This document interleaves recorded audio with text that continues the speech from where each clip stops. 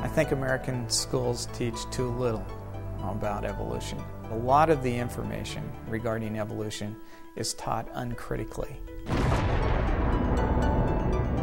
I don't think this is good science education for the students in that district, and apparently neither did his colleagues nor his superintendent. Our job is to teach the adopted curriculum, and that's what we follow. The controversy is about whether a science teacher can actually give students evidence that's critical of Darwin's theory of evolution. We want them to learn a religiously inspired critique of science based on faulty interpretations and non-existent facts. That the separation of church and state could crumble under mounting pressure from those I could not verbally share any of this information with my students. The role of a high school teacher is not to be on the cutting edge of research. I have never seen such intolerance in a political issue.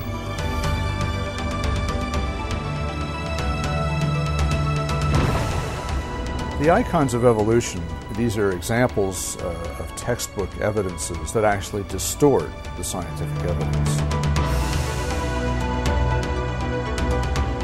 The controversy in modern times is not between science and religion, it's between two different interpretations of the same scientific evidence.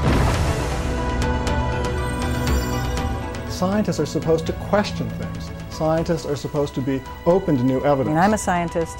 I don't know any evidence against evolution. That's okay for a PBS special, but that's not the real world. That's not what's taking place. They won't allow a debate to go on. They try to stop it. And the reason they try to stop it is they don't think they can win it.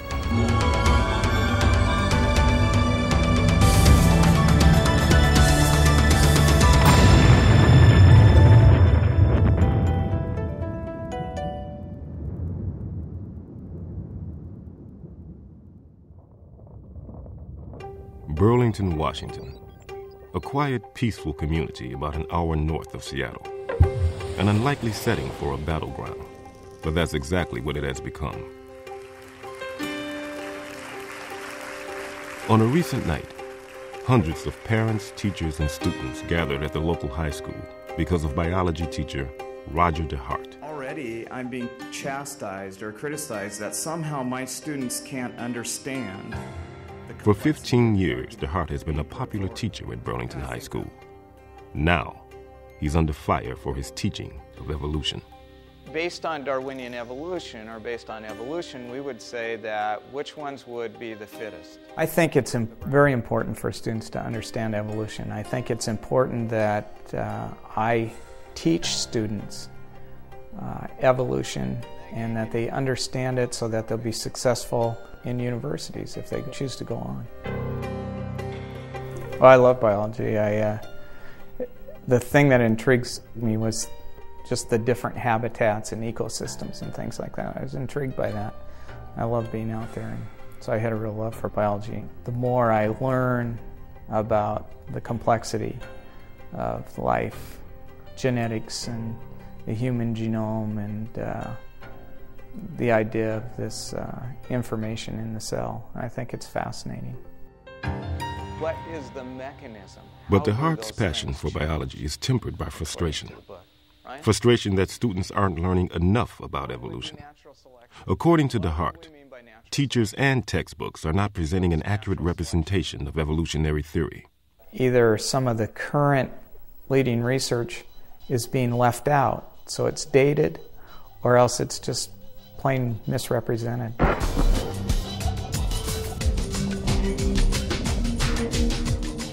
Because of his desire for students to learn accurate science, DeHart decided to supplement the standard unit on evolution with additional materials. Then someone complained. A citizens group was organized. Groups from outside the community began to lobby the school district, and the dispute became an issue in school board elections. The controversy polarized Burlington. Most widely discussed trial of the 20s, the Darwin case, July 24th, 1925. Of course, this is not the first time evolution has divided a community. Back in the 1920s, Dayton, Tennessee prosecuted high school teacher John Scotes for teaching evolution to students in violation of state law. Remembered today as a classic battle pitting religious fundamentalists against defenders of science and academic freedom. The Scopes trial continues to affect how we view the controversy over evolution in the schools. According to defense attorneys, was the right to teach what science had found factual. But there is one important and unexpected difference between John Scopes and Roger DeHart. Scopes was a proponent of evolution. DeHart is not. And those who are trying to censor him from teaching too much about evolution are not religious fundamentalists. They are supporters of Darwin's theory. I think American schools teach too little about evolution. I think that a lot of the information regarding evolution is taught uncritically. Does natural selection provide you with more information? They're not asking students to really examine the evidence given and to ask whether or not that's a plausible explanation. It's more or less regurgitate the facts, regurgitate what we've told you, and don't question, because if you question, that means that you must have a religious belief, and that must motivate your objections to evolution rather than the science. Caught in the middle of that clash and the shouting match. DeHart's situation caught the awareness of the national press, setting off a frenzy of media attention. The ACLU disagreed and filed a complaint with the school. Separation of church and state could crumble under mounting pressure from those who want creationism taught as science.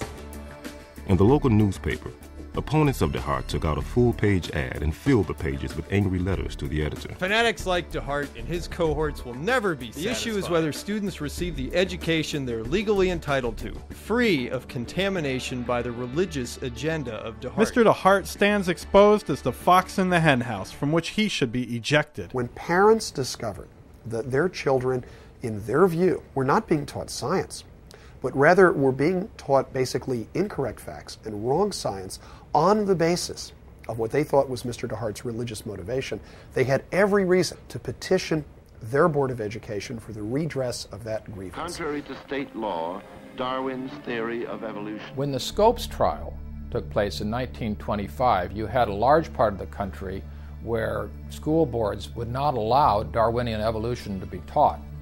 I think that's hardly true anywhere, and certainly nobody wants that to be true today. What you have is the Scopes trial turned on its head now, because you've got people who say in school boards, you can't teach any criticism of Darwin. Often all we hear about are the creationists who are trying to stop teachers from teaching evolution. But that really is an outdated stereotype. If it ever was accurate, it certainly isn't any longer. The sort of teachers now not allowed to teach science are teachers like Roger DeHart, who are being told that they can't criticize Darwin in the classroom. The Roger DeHart controversy is just typical of many in the country. What he's trying to do is show that there are serious, growing concerns among scientists about Darwinian evolution. The controversy in modern times is not between science and religion, it's between two different interpretations of the same scientific evidence. It's not science versus religion, it's science versus science. There's no controversy among scientists over whether evolution took place. I don't know anybody who argues against whether evolution took place, except for those who have religious reasons for it.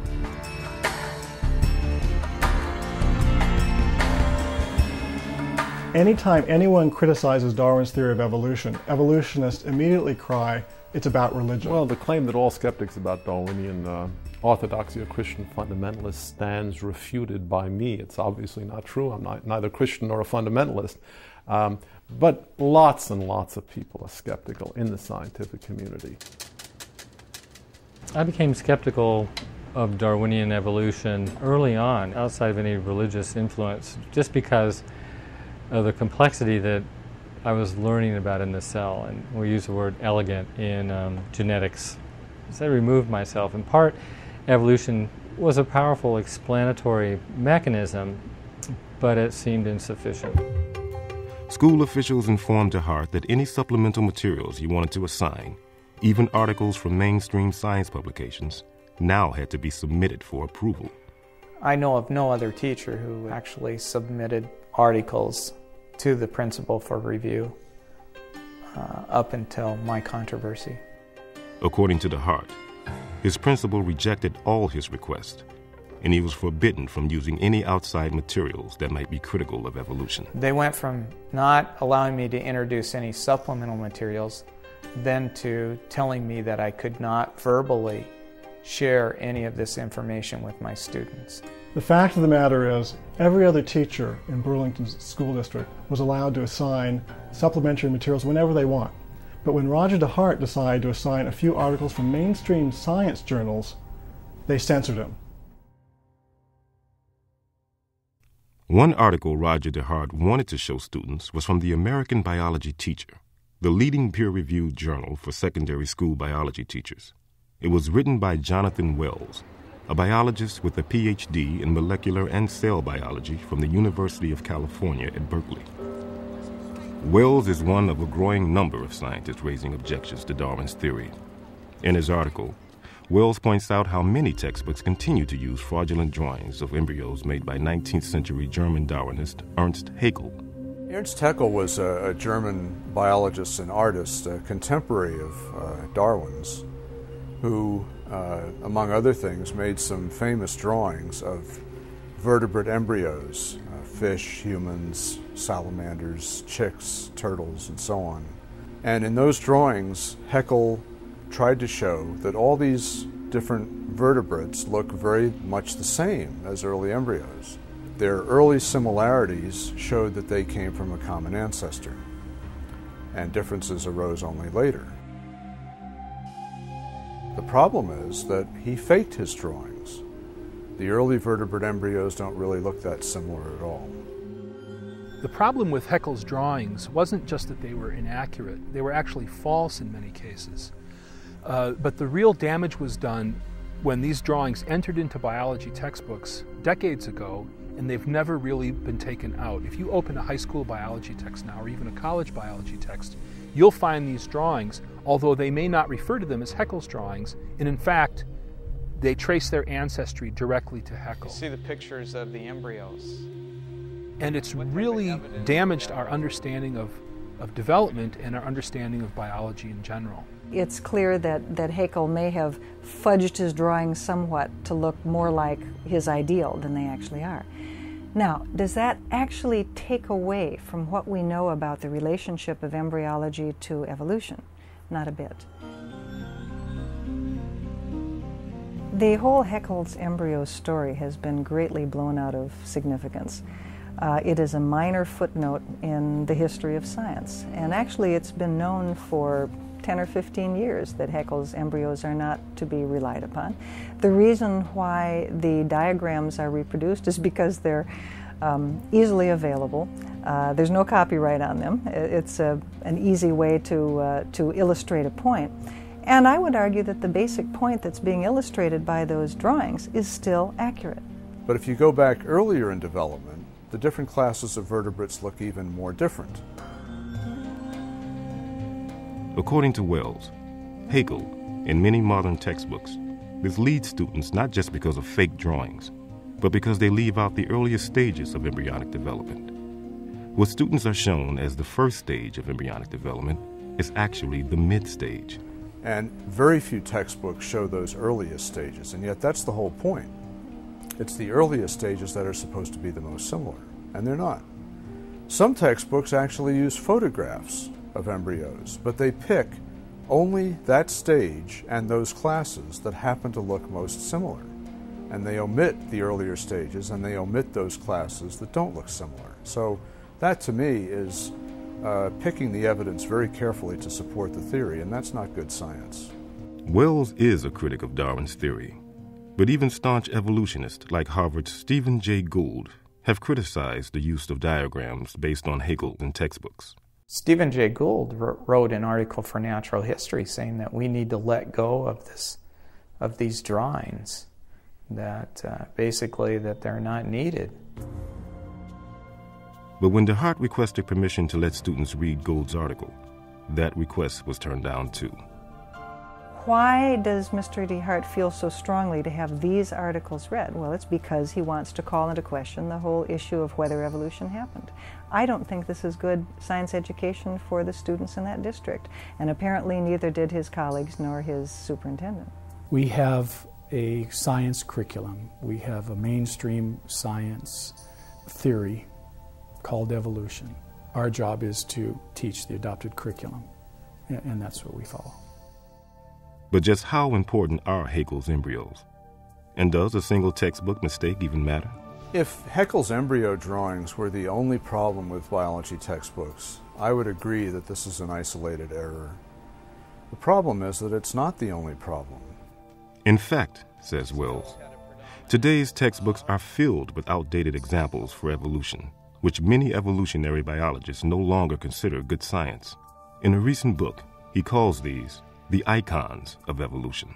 The icons of evolution, these are examples of textbook evidences that have taken on a life of their own.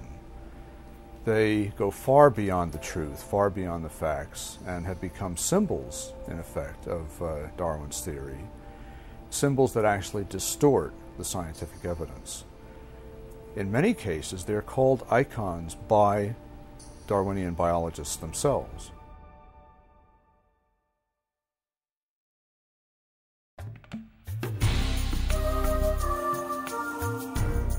A second icon of evolution, according to biologist Jonathan Wells, are finches found on the Galapagos Islands off of South America, islands Darwin visited in 1835 on the voyage of the HMS Beagle.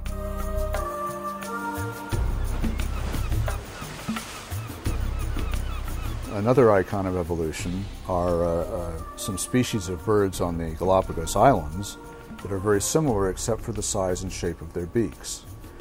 And it's thought, and it's quite possible, that they evolved from a common ancestor because of having to eat different foods on the different islands. In 1994, journalist Jonathan Weiner published The Beak of the Finch, a book about research into the Galapagos finches. It won the Pulitzer Prize. Weiner argued that the finches represent the best and most detailed demonstration to date of the power of Darwin's process. Similar claims are made in many biology textbooks. The Galapagos finches are a spectacular example of evolution. When the food quality, in other words, the kind of food that was available, changed as a result of a drought or a particularly rainy year or something like that, over the course of just a couple of years, they could see dramatic changes in the beak sizes in various populations. Natural selection can drive changes of a structure, like the beak, in one direction in response to selective pressure, not just fast enough to account for what would be required for Darwin's theories, but actually 50 to 100 times faster than that. A severe drought could cause many of the finches to die and leave only those with larger beaks. So in the following generation, the average beak size was increased. And some textbooks extrapolate this over 200 years or so and say that a few of these events strung together could transform these finches into a new species by making their beaks larger.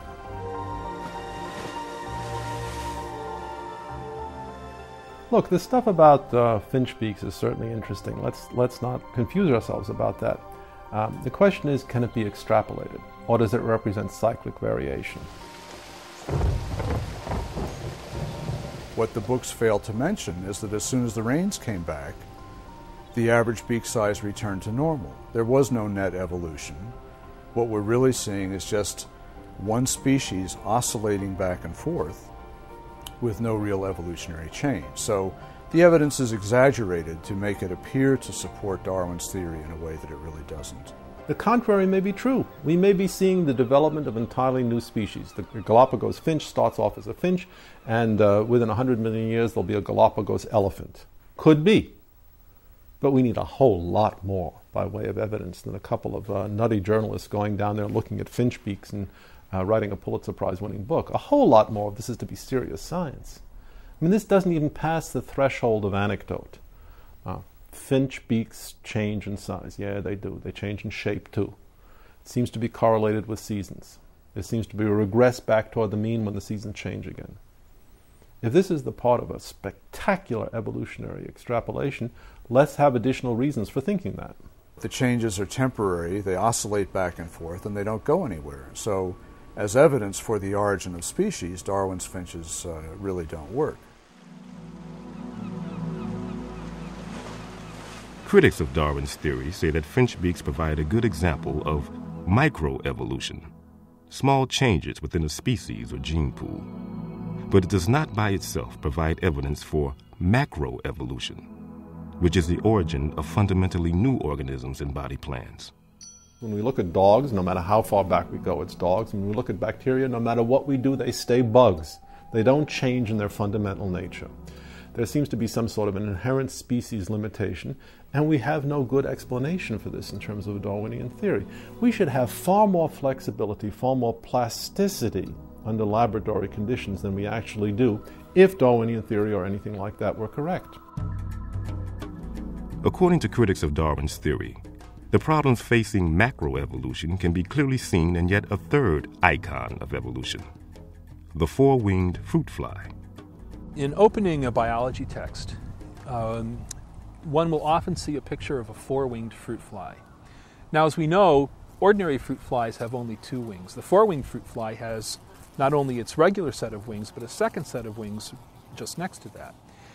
And the caption or the text will say, this is evidence for the process of evolution, that mutations affect the process of development, and you can get anomalies as interesting as a four-winged fruit fly. Well, it turns out that the four-winged fruit fly is actually a very poor example of Darwinian evolution, certainly. There are no muscles attached to it, so the second set of wings is effectively dead. The fly is a hopeless cripple. It's kind of like having a small plane with an extra pair of wings tied to its tail. The fly can only survive in the laboratory, and it would be selected out by natural selection in the wild. So it's not a step forward in evolution. It's an evolutionary dead end.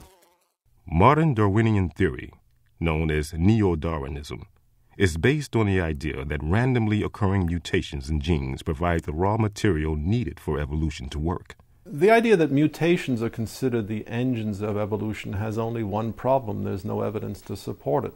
So if you think about changes in the genetic code, can you think of any changes that would be beneficial or helpful to organisms? Almost all mutations are deleterious. Almost all of them do the organism absolutely no good. In fact, we have a devilishly hard time finding any mutations that do the organism any good whatsoever. These organisms only really survive in the laboratory. No other fruit fly will mate with them. These are not promising avenues for macroevolution. They're in fact dead ends for evolution because these mutations cannot be passed on by ordinary reproduction. It's almost as if the fruit fly says, if you want me to exist at all, I better have 2 eyes, 6 legs, 2 wings, and so on. I better have more or less the normal form. Modern Darwinists contend that there are some cases where mutations do promote evolution. Their chief example could be considered another icon of evolution: antibiotic-resistant bacteria. Antibiotic resistance, in terms of natural selection, is an excellent example. And its use, I mean, it's one of the hallmark examples given in microevolution for support of Darwinian thought. However, I think in the last few years, it's got to be reinterpreted to a degree. Laboratory research shows that when an antibiotic is applied to literally billions of bacteria cells in a petri dish, a few mutated cells that happen to be resistant to that drug remain. Those few cells can then give rise to a colony of resistant bacteria. The question is, how well does this mutant strain survive in the long run? This can be measured in what scientists call fitness cost. How well does this mutant bacteria survive when the drug is removed and it now must compete with the original parent bacteria? These organisms are not able to grow with the fidelity, the robustness that the original parent did, and that's one of the things that we've been looking at. So you can take a culture of cells that are sensitive to the drug, plate them out on petri dishes that have the drug, but there's a single colony coming up that's resistant to the drug. One cell that gave rise to this colony was resistant to the drug out of 4 billion. If this is the parental strain, we now have a mutant, we grow them up separately, and then we put them in the same test tube without the drug. So now we've removed selection. And we can measure empirically the fitness cost in terms of how well the resistant organism can now compete with its parent. The surprising result is that in a relatively short period of time, the resistant bacteria lose out in their competition with the parent.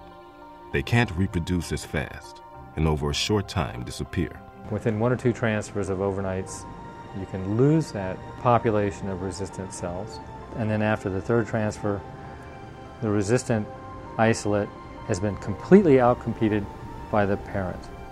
It turns out that the resistant strain has a defect in its information processing system. The cell's crippled, and there's a limit to how much change can occur.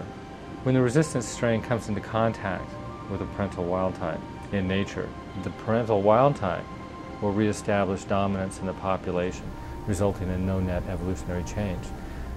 We're going backwards in terms of the fitness of these organisms, not forwards, is used as an example of evolution.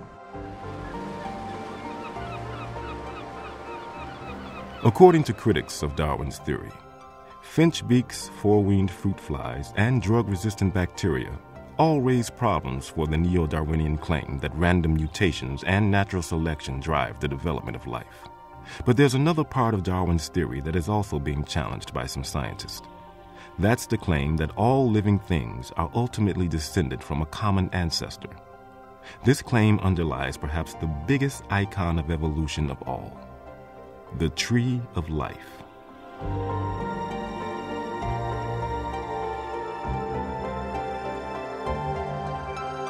The classical Darwinian picture of the history of life is that of a tree, that these small incremental changes build up and they branch out, and so you start from very simple life and eventually you get everything that we have around us, from elephants to alligators to chimpanzees and everything in between. Critics say that evidence used to support Darwin's tree of life is just as questionable as evidence used for the other icons of evolution. One major piece of evidence used to support the tree of life is homology. There is the front flipper, a hand built on the same model as my own hand. Biologists define homology as similarity in structure between different organisms. Now this has the same design exactly as your arm. There's the upper My arm, textbook would show the forelimb, a hand, and it would show a bat's wing and a whale's flipper, and say because they have similar structure, have similar bone pattern, that they must share a common ancestor. And then the 5 very long fingers, just like yours. The mere pattern of the bones doesn't tell you how it happened. You have to supply a mechanism to explain how it got that way. Well, Darwin's mechanism, as understood by modern Darwinists, was genetic. You inherited similar genes, and these genes made the bones grow the way they do. The problem is that the evidence doesn't fit that explanation. According to modern Darwinism, if 2 structures are similar because of common ancestry, each structure should be produced by similar genes and go through a similar pattern of development in the embryo. But contrary to these predictions, biologists are learning that homologous structures can be produced by different genes and follow different patterns of development. For example, biologists consider the body segments of fruit flies and wasps as homologous. Darwinism predicts that these similarities should be due to the same gene. But in fact, different genes account for the development of body segments in these insects. This contradicts the idea that homology must point to common ancestry. In the same way, many body structures considered homologous by biologists develop in embryos in fundamentally different ways. One example is the gut in vertebrates. If the Darwinian theory were correct, the process by which the gut is constructed should itself be homologous. In fact, this isn't the case. We know, for instance, that in different vertebrates, the gut is constructed in very different ways during development. In sharks, the gut develops from cells in the roof of the embryonic cavity. In lampreys, the gut develops from cells on the floor of the embryonic cavity. And in frogs, the gut develops from cells in both the roof and the floor. So you have a homologous structure in vertebrates that is built in one way in a shark in one way in a lamprey, in another way in frogs, and you've got these very different developmental pathways converging to the same structure. This is very hard to reconcile with Darwinian common descent. These marine reptiles were built on much the same plan as you are. I would say in the past 20 years of studying this problem that biology is now entering what can only be described as a revolution, because the evidence is so overwhelmingly against the conventional neo-Darwinian view. Now, what about those other reptiles that flew in the air? If homology doesn't provide evidence for the tree of life, what does? A second proof usually offered is the fossil record. According to most biology textbooks, fossils show the gradual development of life from simple to complex over hundreds of millions of years. But a growing number of scientists say that this textbook story is incomplete and even misleading, because it ignores an extraordinary event in the history of life known as the Cambrian explosion.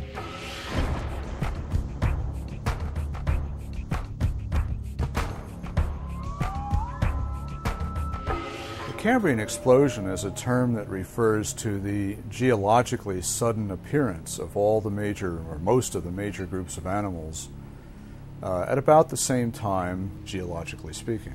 Most geologists date the Cambrian explosion at 530 to 520 million years ago. The Cambrian explosion is a name given to a geologic event, really, the appearance in the fossil record over a period of about 10 million years or slightly less of skeletonized fauna that includes many living phyla for the first time.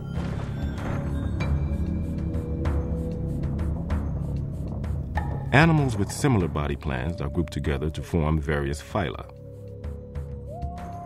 Indeed, if you look at the tree of life, you can infer that nearly or all living phyla had evolved by the end of the explosion period. The Cambrian explosion has been called life's Big Bang, or at least animals' Big Bang, because in the Cambrian explosion, most of the major forms of animals appear very suddenly in a geological sense.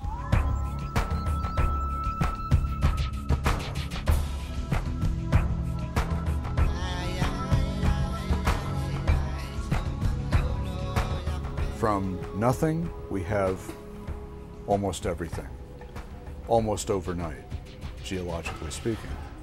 This remains mysterious. Nobody really understands how this happened.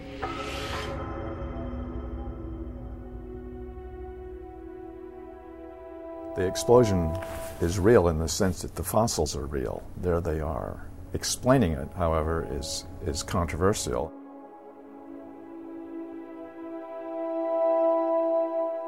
We're not sure just how far back animals originated before the explosion or what the events were that led up to it. In Darwin's theory, if you think of the branching tree, Darwin's branching tree, the common ancestor down here and the different modern forms of animals up here, you would have one form to begin with, and then it would gradually diverge into slightly different forms and more different until you get the major differences that we see now. The problem with the Cambrian explosion is that all these major differences appear together at the same time, with no fossil evidence that they descended from this common ancestor.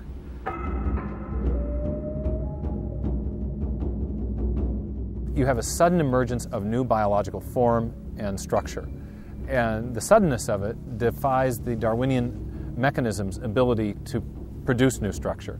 Darwin believed that his mechanism must act slowly through small, gradual, incremental changes. And as a result, he expected to find many transitional intermediate forms from the very simplest organisms to the first animals. Darwin knew about the Cambrian fossil record, and he considered it a serious problem for his theory. He hoped that future fossil collecting would fill in the gaps somewhat and make the theory more plausible. But in fact, 150 years of continued fossil collecting have made the problem worse. Many more types of animals were involved than Darwin knew about. So it's actually more of an explosion now than Darwin thought it was. Most biology textbooks, however, supply little information about the Cambrian explosion, if they even mention it at all. My textbook gives a one-sentence statement, just that there was this Cambrian explosion of life. But then it goes on to give a traditional Darwinian theory as to this slow, gradual evolving process. DeHart wanted to supplement the solitary sentence in the biology textbook with an article that appeared in the Boston Globe. The article reported on cutting-edge research by Chinese scientist J.Y. Chen, an internationally respected paleontologist at the Nanjing Institute of Paleontology and Geology. Chen's discoveries in the fossil beds in Xinjiang, China, have rocked the scientific establishment.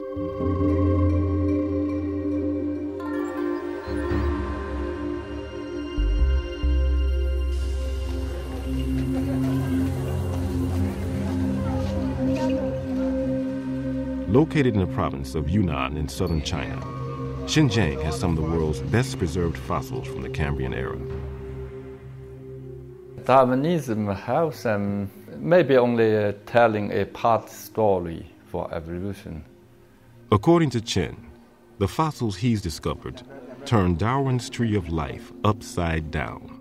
Darwin's tree, reverse courtship, very unexpectedly, our research is convincing major phyla starting down below at beginning of Cambrian. Base is wide, gradually narrow, so this is almost turned on different way.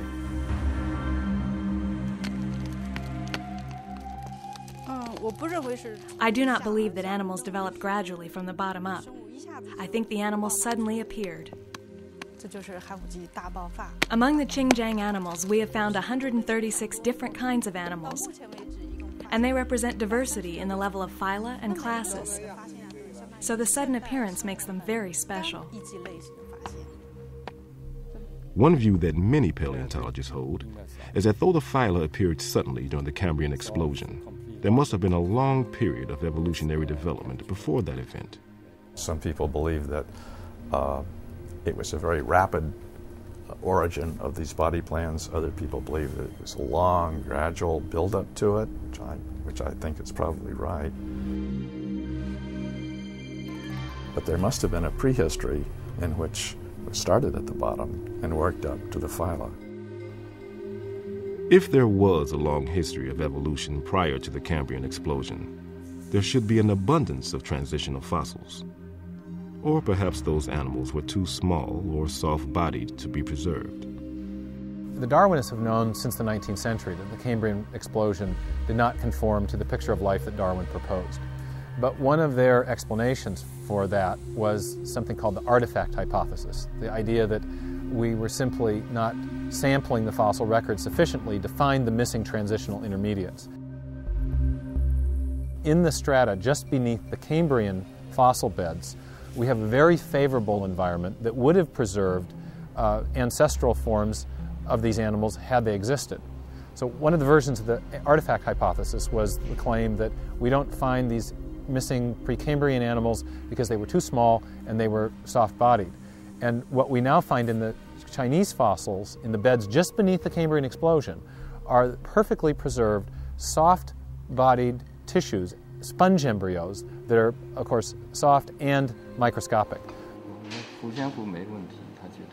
The new finds in the Xinjiang formations really completely put to rest the artifact hypothesis. If you can preserve an embryo, you can preserve an animal. And if those animals were there, then we should have found them.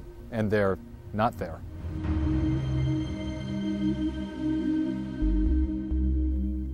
Some defenders of Darwin's theory argue that random mutations in a special set of genes called Hox genes are responsible for dramatically speeding up the evolutionary process during the Cambrian period. But what's interesting to me is that these genes are turned on late in development, long after the body plan is established. A fruit fly is already a fruit fly embryo before the Hox genes kick in. The same for a human, or a worm, or a starfish. So without a mechanism for sudden mutation, or a record of transitional fossils, critics say Darwin's theory lacks the evidence it needs to account for the remarkable Cambrian explosion.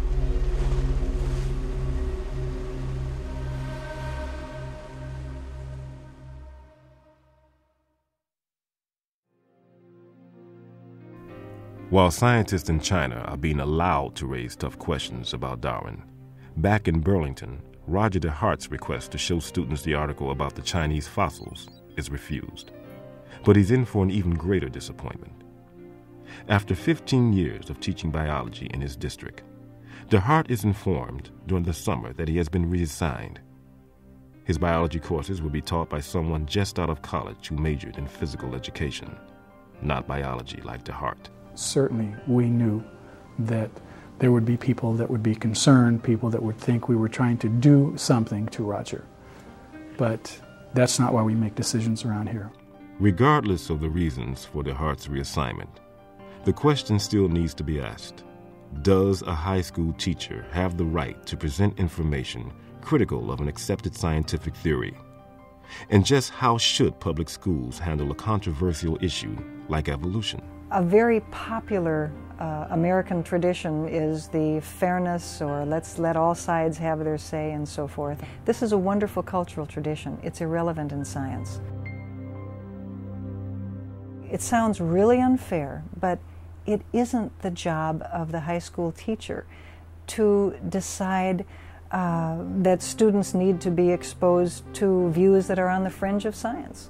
I mean, the job of the high school teacher is to try to communicate the consensus view of science. Otherwise, you're really misleading those kids. But what happens if scientists have different views? Who is to say whose views should be heard? School districts face jeopardy if they allow the science classroom to be used as a means of religious indoctrination. But they also face jeopardy if they engage in viewpoint discrimination. The Supreme Court has been very clear that school boards have no right to remove offending viewpoints simply because they disagree with them. Even if some scientists challenge evolution, are high school teachers and their students equipped to hear about such disagreements? The role of a high school teacher is not to be on the cutting edge of research, and it's not doing the students any service to confuse them about some of the esoteric elements of a scientific discipline. I find the fact that they think that freshmen aren't capable of looking at facts and looking where they lead very insulting. I'm a little insulted if someone says that, having more than one side to a theory is going to be too complex for a high school mind. This is biology 101. I mean, they have kids' books on the topic. If they think that we cannot handle or we are not capable of understanding the complexities of the argument, we shouldn't be in high school. My experience is students will rise to the occasion, and the more controversial, the more interested they'll become.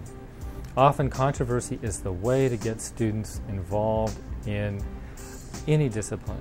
The idea that the high school has to be a kind of enlarged locker room where only the coach's pep talk is considered reasonable, that should be repugnant.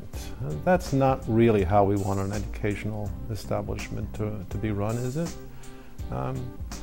Let's give high school students the benefit of the doubt. Let's say that they're a whole lot more intelligent, presentable, better dressed, better groomed, smarter, more sophisticated than they give every appearance of being. Right now they're treated to a dogma, and when they know it's a dogma, they lose interest. So real education will take place when students are allowed to know there's a controversy in science. The debate over how to teach evolution is likely to get more intense. As part of a landmark education law passed in 2001, Congress mandated that each state develop uniform standards for teaching science. Defenders of Darwin's theory want these standards to discourage any discussion of alternate viewpoints about evolution. But Congress encouraged states to adopt a more inclusive approach, urging that where topics are taught that may generate controversy, such as biological evolution, the curriculum should help students to understand the full range of scientific views that exist, why such topics may generate controversy, and how scientific discoveries can profoundly affect society. Congressional support for teaching both sides of the evolution debate has been bipartisan and spanned the political spectrum. So I think there are many benefits to this discussion that we hope to encourage in science classrooms across this country. And I frankly don't see any downside to this discussion, that we are standing here as the Senate in favor of intellectual freedom and open and fair discussion. We want children to be able to talk and speak and examine various scientific theories with the basis of all of the information that is available to them. There are increasing signs that the public agrees that teachers should be able to present more than one view about evolution. According to a recent Zogby poll, 71% of Americans agree that biology teachers should teach Darwin's theory of evolution, but also the scientific evidence against it. Only 15% of the public think that biology teachers should teach only Darwin's theory and the scientific evidence that supports it. And in the scientific community, growing numbers of scholars are expressing doubts about Darwin's theory and calling for an open hearing for their views. More than 100 scientists, including scholars from Yale, Princeton, MIT, and the Smithsonian, signed on to a statement declaring that they were skeptical of claims for the ability of random mutation and natural selection to account for the complexity of life. Careful examination of the evidence for Darwinian theory should be encouraged. The declaration ran as an ad in the prestigious New York Review of Books. Some school districts are allowing teachers more freedom to discuss the controversy over evolution. High school biology teacher Doug Cowan has been supplementing the approved curriculum for years. I start my unit on evolution with a statement that says we're going to teach evolution as science. We're going to show not only the confirming evidence and the support that it has in a very forceful way, but we're also going to show some of the anomalies of evolutionary theory that are bringing many scientists to doubt whether Darwin had it right in the beginning.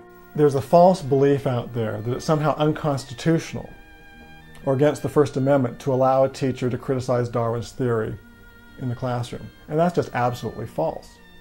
Teaching the controversy is really striving for fairness and mutual respect when we approach a controversial issue.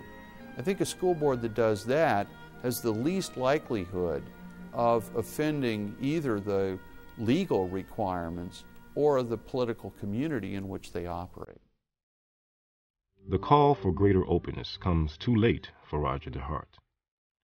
No longer allowed to teach biology in the Burlington School District, DeHart resigns his position and takes a job in another district. I've always considered myself as being a science teacher and wanting to teach accurate science. I don't have a desire to be subversive just to be subversive.